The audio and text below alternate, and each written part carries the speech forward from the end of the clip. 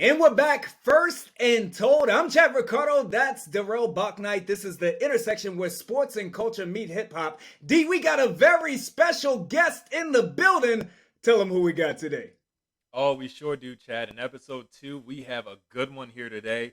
I'm going to go ahead and introduce her. Since 2017, Stacey Stewart has served as the 5th president and CEO of March of Dimes. As the head of the organization, Stewart leads the fight in protecting the health and wellness of all mothers and newborn babies. She is responsible for all aspects of March of Dimes strategy, vision, and operations. She also holds a Master's of Business Administration and Finance from the University of Michigan and a Bachelor of Arts in Economics from Georgetown University, and holds honorary degrees from Alabama A&M, Morgan State University, Texas Southern University, and Trinity University. Some of you may know her on Twitter as DMV Sports Mom. It is episode 2, and we are joined by you-know-who, none other than Miss Stacey Stewart. True Black excellence in the building. Miss Stacey, thank you so very much for joining us here today. Oh, I'm so pleased to be with you guys. I follow you guys and admire everything that you're doing. So it's an honor to be with you. Now, look, Darrell, I got to share with you and for the nation, everybody else out there that's listening right now. Total happenstance that myself and Miss Stacey came into contact. We were both doing what we love, our passion, covering student athletes. I met this woman who was taking these wonderful photographs. I had no idea that I was in the presence of a queen when I first met her. So it's been a pleasure, Stacey. I'll let Darrell kick off the formal questions in a moment, but we do want to bring culture and music into this. So for everybody listening, who are your all-time top 5 favorite musical artists? Who's in your iPod if that's what the kids are listening to nowadays? Oh, wow. So, a lot of people are not going to believe this because I listen to a lot of hip hop, Yeah. much to my husband's dismay. Um, but I also cover a lot of generations, right? So, I love Biggie, I love Jay-Z, There I we go. I love Nas. I love I really love Travis Scott. Um, Yeah. but I also kind of am old school too. I love like the Isley Brothers, a whole bunch of Yeah. a whole bunch of people I grew up with, like Shalimar and folks like that. So I cover a lot of different generations of folks. But I actually, if you get in my car on any given day, I'm probably listening to hip hop. I'm from Atlanta, so I gotta shout out all my Atlanta, like Lil Baby and Gucci Mane, and I love all of them. So and 2 Chains. So I don't know, I can't stop at 5. It's quite a lot. I have quite a lot. True Black excellence. And look, to that point, Miss Stacey, if you look over my shoulder here, that's Jay-Z right there. There you go. That's on my wall. We Yep. represent the culture. If you look in Dee's room, there's nothing like that. But me and you were on the same page here. He's $300 million richer today, I understand. So, Oh, Oh, I didn't hear that. I'll take some of that. oh yeah. Yeah. Yeah. Yeah, and Stacey, I just want to get started and kind of let you take the floor with this one. I want you to tell us, the listeners, how you got to where you are today. A little bit about your journey. You have a business administration background, you have an economics background, but you're the president and CEO, I should say, of such an important organization. How did you get to where you are today? Yeah. Well, this is actually, and this is probably even more rare to find. This is the third national or global organization that I've been the president and CEO of. I was the U.S. president of United Way, which is actually the largest nonprofit in the world. And I served as U.S. president of United Way before coming to March Dimes. And then also, I really moved to Washington in 1999 to be president and CEO of the Fannie Mae Foundation, which at the time was the largest foundation, philanthropic entity in Washington, D.C., and also the largest national affordable housing foundation. So And I worked at Fannie Mae, both on the company side and then the court and the foundation side for about 17 years. But before that, I started my career on Wall Street, actually. I'm originally from Atlanta. Um, as a lot of people know, I'm a proud both Atlantan and also Washington DMV resident, and growing up in Atlanta was kind of it was an amazing. I had such a rich, growing up. My father was a physician, so I kind of grew up around the conversations around health and health equity. And I'll come back to that with respect to how I ended up at the March of Dimes. But my father was a doctor, my mom was a physician. And I grew up in the 60s, really. I was born in 1964. I'm pretty old. I celebrated a birthday this week, so it's kind of like crazy. But I grew up, so you have to, I don't know if people can appreciate this, but I grew up in a neighborhood. Reverend Ralph Abernathy was our neighbor. My parents were friends with Martin Luther King, Joseph Lowery, C.T. Vivian, Andy Young and I, we've been family friends. Like these were people that like literally were in my life and kind of really shaped me as a person. None more than my own parents, though, who were professionals, but they also, there was a strong sense of you. It's just not good enough to be Black and have a great professional career. You gotta give back. So even though I was really interested in economics and finance, I studied economics at Georgetown. I went to University of Michigan and got an MBA in finance. I knew that it wasn't going to be good enough for me just to go and work in banking or whatever, make money for myself and not be doing something for my community. And so that's always been a part of who I was. So when I went to Michigan, I went directly to Wall Street, but I worked in an area called public finance, which wasn't the area that a lot of people work on Wall Street or what people know about Wall Street, corporate finance and, all the, big, powerful men on Wall Street. It was really the area of Wall Street that was about raising money for state and local governments. So when the District of Columbia has to build new schools or roads or bridges, they go and issue bonds and raise that money and put it into public use. And those were the kinds of deals that I worked on.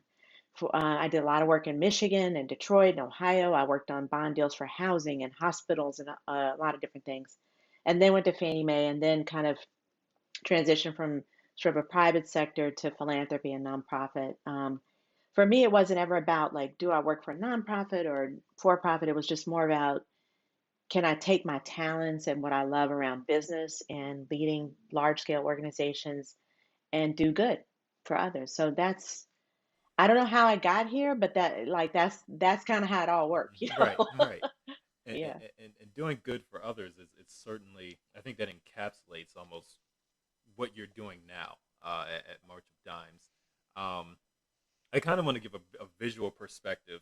I think it was back in 2018 you were giving a bit of a testimony about the work you do, and you gave the vision of a mother giving birth to a newborn baby or a baby girl or baby boy, and you held up a blanket, and you Mm, said when that baby is born, the doctor wraps the baby in that blanket. But in the U.S., over 700 times a year, the doctor doesn't have the chance to hand that blanket, the baby in that blanket, back to the mother because, unfortunately, as you said, over 700 times a year, and the number may have changed since then, the mother passes away during childbirth. What yeah. what pulled you into getting involved in such an important cause like this, and your advocacy for mothers and newborn babies and their health and wellness? Why is that such an important deal to you, and what do you want your message to be to those mothers who may not know the risks or causes, or Yeah. those who are dealing with trauma of losing a parent potentially at childbirth? What did you want your message to be? Yeah. Well, I'll take you back to when I was a when I was a teenager. I worked in my father's office, and I just did like cleaning out old files and doing what a 14-year-old kid would do.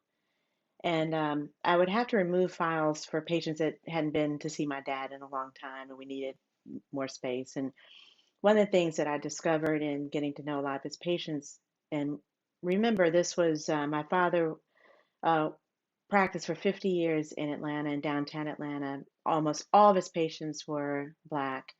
The vast majority of them were Black women, mostly on Medicaid, mostly on Medicare. And I saw up close and personal the health challenges that really many Black women face, especially around obesity, hypertension, diabetes, the things that we all know are far too common in our community. But let me tell you what he wrote mostly in those files around what was the most fundamental diagnosis, and it was anxiety.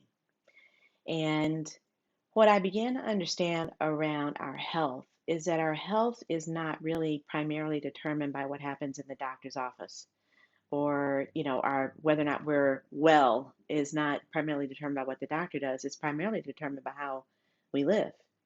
So when we live under toxic stress of racism and discrimination, or in communities that are unsafe, or with housing conditions that are less than what they should be, or not as affordable as what they should be, or when we live in situations where there's violence in the household or in the community, or not enough access to clean water or air or decent, nutritious food, whatever the issue is, those are the things that determine our health more than anything. And I understood that from a very early age. And of course, I then proceeded in my career. But coming back to the March of Dimes, one of the things I found out about and understood about the issue of maternal health and mothers in general, and maternal health, and whether our babies are healthy, it's largely determined by how these moms and these families are living, right? And when we look at the issue of Black women in particular, um, the issues are 3 to 4 times worse. Black women die at a rate of 3 to 4 times as a result of pregnancy and childbirth. And guess what? It's not only the 7 to 9, as you mentioned, you're right, 700 to 900 women who actually die because of pregnancy and childbirth. There are about 50,000 women every year who come close to death, right? Who are what we call near misses. It's but for a last minute emergency intervention, that woman may have already passed. And so, and guess what? In this country, we're considered the most dangerous developed nation in the world, in the highly developed world in which to give birth. This is absurd. In the United States of America, we spend as much money as we do on healthcare, and we get the worst results. And the worst results happen for women that look like me. So here's what I would just say about it is that I find this to be unacceptable. I find the kinds of inequity that we see in this country affecting women in general, but especially women of color, Black women in particular, is just outrageous, and it's almost inhumane, and it actually ruins and affects the status of the United States of America as a premier country in my mind when we treat our people this way. And the last thing I'll just say about this is that I'm not, these inequities really shouldn't be shocking to anybody. There's not one point in time in the history of this country, in the 400 years that Black people have been in this country, when Black people that look like me, or the descendants of the formerly enslaved, have ever received access to high quality, affordable health care in this country. It has never happened. There's never been a moment in time. We can go back and at any moment in time. And so when we look at the fact that we've been denied the kind of access to high quality care over 400 years, it's really not shocking that we should end up in the condition that we're in today. But that doesn't make it that it doesn't make sense for us to continue in this way, especially if I can do something about it or we can do something about it together. And that's kind of why I came to the March of Dimes, to raise awareness, to testify on the Hill, to speak to power, to let people know that, I see my job as being about empowering communities and changing the dynamic and changing the investment that we make in communities so that every mom and every baby can be healthy. That is what I see as my purpose in life and my role at the March of Dimes. That's really great. Absolutely remarkable. Miss Stacey, do you know? Are you familiar with Shamari Stone of Yes. NBC4? Yeah, Okay, we because have he's Michigan. We have also Michigan roots. Michigan. Yeah. I know you all are. Both of you are my people, so I didn't know whether the two of you knew each other. That's Michigan must be a powerful place. We know each other. I don't say we know each other well, but we certainly have crossed paths and have this Michigan affinity and connection. Yeah. I consider it's funny because I consider Shamari a mentor, another strong black man who's always willing to drop messages of advice and encouragement, and I appreciate that. But mentorship as a total is something that's important to me. I devote my life to giving back to the kids. So like you, that's kind of I found journalism because of what my passions are, the way that you are where you are. In that vein, the nation lost a very special man recently, of course, that being Vernon Jordan, a pillar of our community, and I know someone that was very important to you. How did your relationship with him, not only that, but with other mentors, how has that guided you and helped you to make it to where you are today? Yeah, that's a big question. Hopefully I can get through this without crying. Um, you know, so he was always, you know, another product of Atlanta, a very good friend of my family's. When I came to Georgetown, I got to be even closer to him because he was here. And, we had a ritual of every year he took me to lunch on my birthday, and he was just always there for me. And he was there for a lot of people. I wouldn't say I was necessarily unique in that way. He had an incredible way of, to your point around mentoring, he had an incredible way of like really narrowing in and listening and engaging with someone based on their needs. And he was always available to help, especially younger people and especially progressing in their careers. You know, Not only that, for me, mentoring is also, it's sometimes it comes through the time you spend with somebody. But when I think about my time with Vernon or just my interaction, my relationship with him, and a lot of other mentors I've had, sometimes people mentoring are mentoring me and they have no idea they're mentoring me. In other words, I'm studying them. Like, you know how you do this? Like you study people, you watch how they handle situations, you watch how they handle conflict. And you take from that experience or that interaction the things that you can apply in your own life. If you're smart and observant, you watch what's around you. Let me tell you a quick story. I had a young woman. There's a great organization called Urban Alliance that works a lot in the DC public schools. It's been around a while. A guy who used to work for me actually helped to start Urban Alliance. When I was at the Fannie Mae Foundation, I had a young woman who came to be my intern who was at Anacostia High School. She was a senior. I was pregnant with my first child at the time. She got pregnant her senior year. I kind of told her, look, there's some things about mentoring that you shouldn't be taking from me. Like, you should not be getting pregnant when you're a senior in high school just because I'm pregnant. Like, don't do that. Do some other things. Right. But anyway, she got pregnant. The child's my godchild. Anyway, I ended up hiring her full time. This girl was a foster kid. She was a foster kid. She ended up going to Trinity, ended up having to leave Trinity and get her a degree online. She ended up getting her MBA online. She is now, doing very well for herself. And I've been in her life for, what is this, almost 20 years, right? And, you know, um, for me, Chad, I agree with you. There have been a lot of people who've poured a lot into me, and I have an obligation to pour a lot into other people.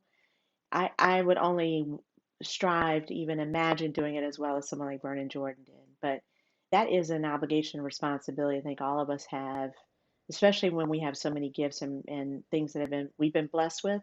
We owe it to other people to give it to others who need a hand up as well.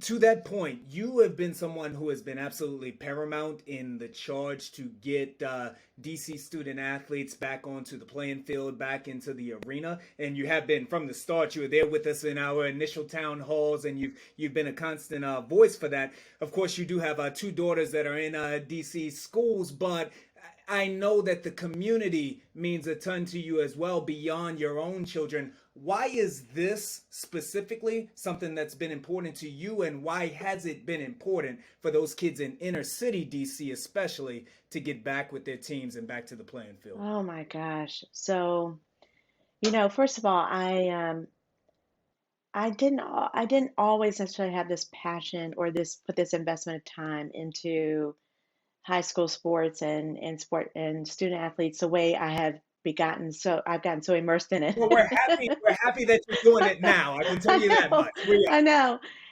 But I always I wish that I had been more of a student athlete myself. It wasn't something that when I was in high school my parents really pushed with me. And maybe because I wasn't a great athlete, I don't know. but Me either. That but makes it two of us. That's right. But I've always seen sports as being something really critical for girls, and always encouraged my two daughters to be involved in sports, and they did. But here's the thing: when I started just going to my daughter's games and taking pictures of them. I had all these pictures, and I was like, what am I going to do with this? And then all of a sudden, then I'm at their game, so I'm getting other girls. I'm taking pictures of other girls, other teams. And then I started and then I have other friends who have daughters who play.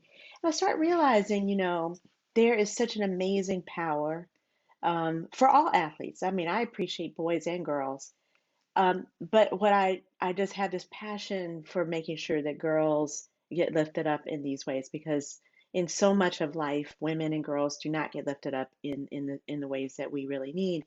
So I just started down this path of saying, well, if I'm going to a volleyball game, I might as well go to, or a basketball game, I might as well go to Baloo and see what's going on over there. And I just started going. I go to, just going to different, just going any game. Then it became any game. It was like Archer Carroll's playing. Oh yeah, I go over there. Like so, I and I honestly I have to give credit to my husband and my daughters who were saying, why don't you start an account? Why don't you start posting about these girls and telling stories about these girls? And I just started doing it. And now with COVID, let me just say this, so here we were on this path. All of a sudden I felt like the world just stopped when coronavirus hit, just like boom. And what I could start to feel were some of these dreams of some of these girls and boys and athletes just fritting away, and just the anxiety and the lost connection and the feeling of lost time and opportunity, and it just hurts my heart. And not only that, I think sports, so we know sports just does so much, right? It's going to give kids a mental outlet, a physical outlet for sure. But look, some of our kids, this may be the pathway to college for them. This may be the only pathway to college for them. And we are taking away that opportunity for too many of them. But this is what I'm most concerned about in DC, because I say that about pathway to college. And what I know is that kids that are in public school programs, or kids that are in private school programs and they play AAU or they play travel, club, whatever, volleyball, club lacrosse, whatever, they're going to still have those opportunities. The ability to pay to play. If you You got can to pay pay to to play, play. it's But if always you there. can't pay to play, then what options do you have?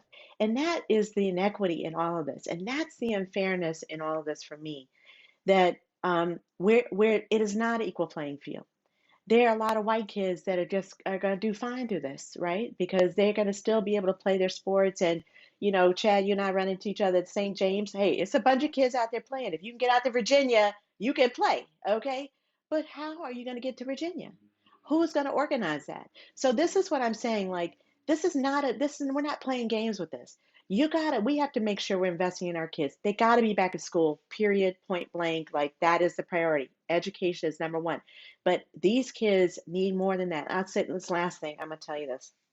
When I was at the Fannie Mae Foundation, one of the last things I did at Ballou High School, I invested $5 million in a new field at Ballou High School.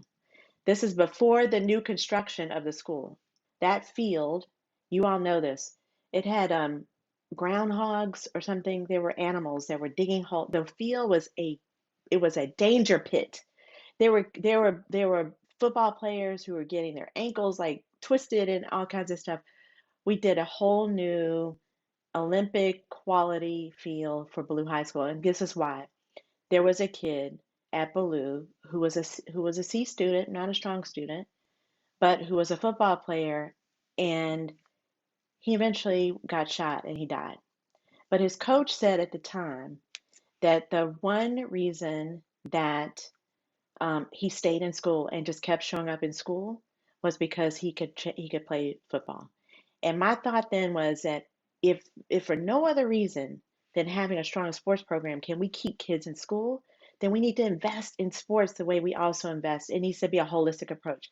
And I'm going to tell you, that was one of the most meaningful things I ever did when I was at the Fannie Mae Foundation.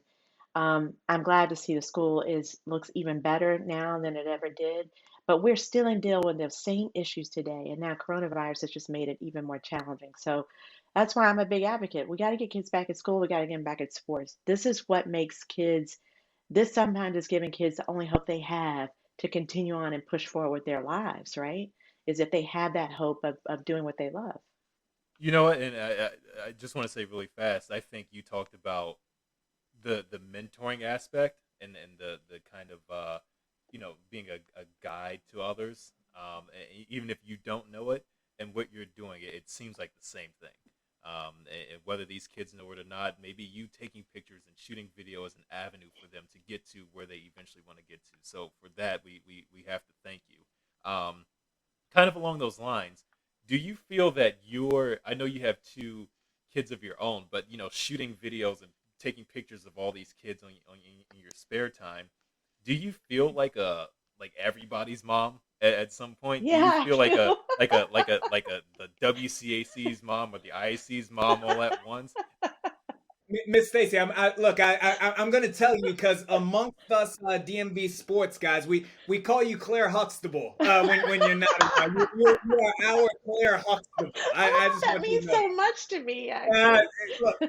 look, from one queen to another queen, right? You are our Claire Huxtable.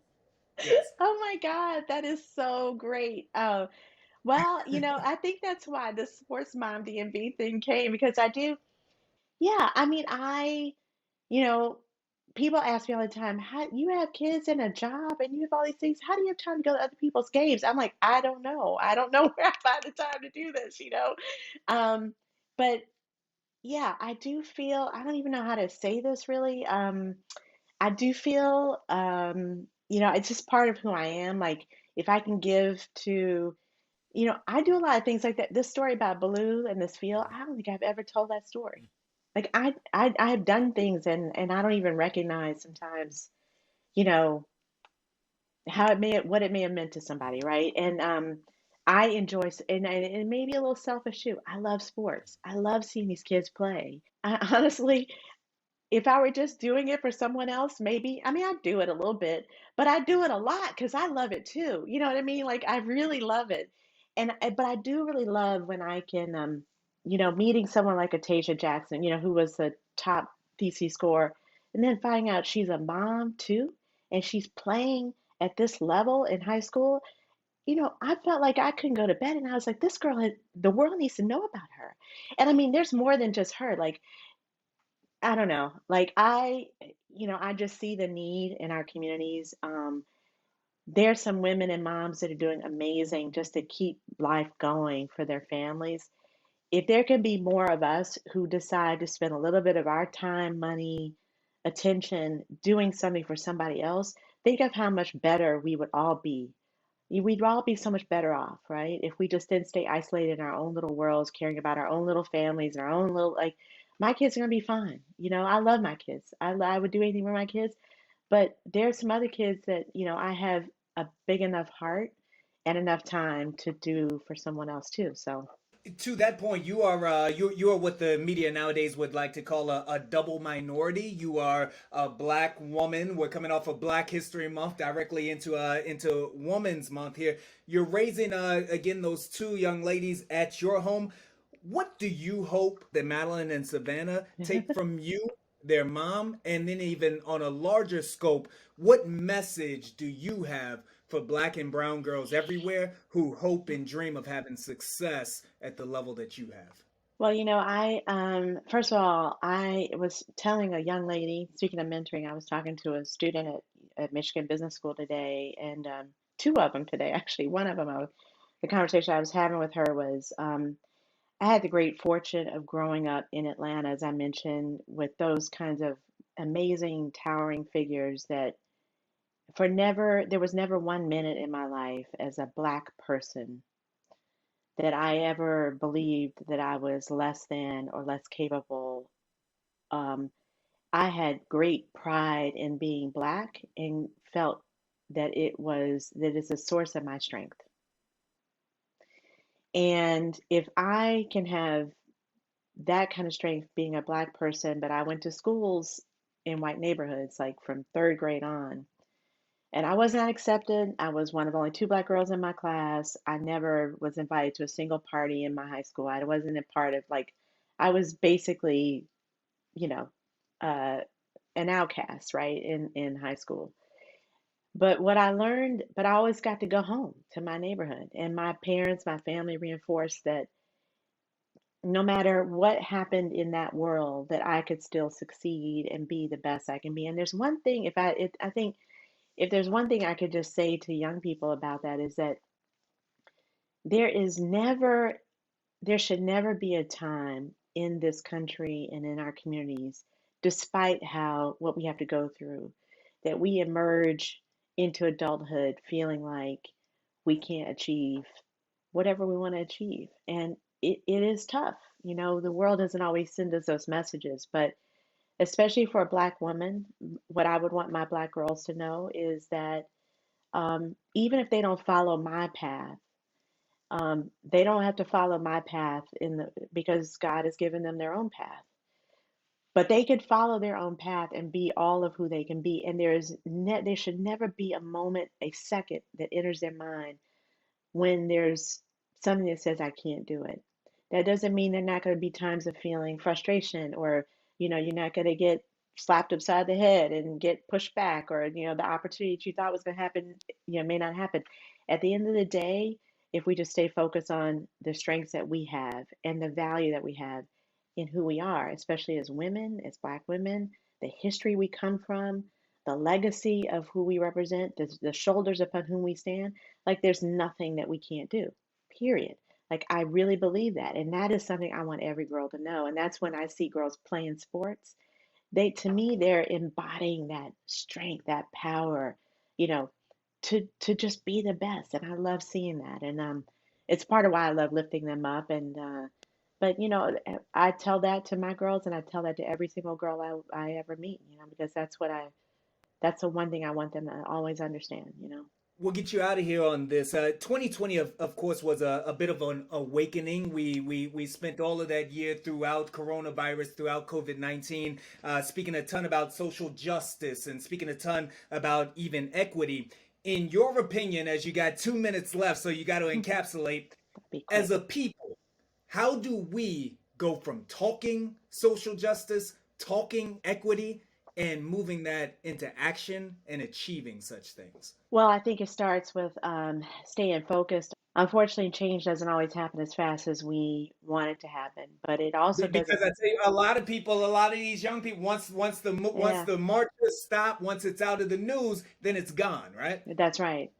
And I think what we have to just stay focused on is there is an objective that we should all have that reminds people that as Black people, we have a right to succeed, to excel, and to fulfill our dreams like everyone else.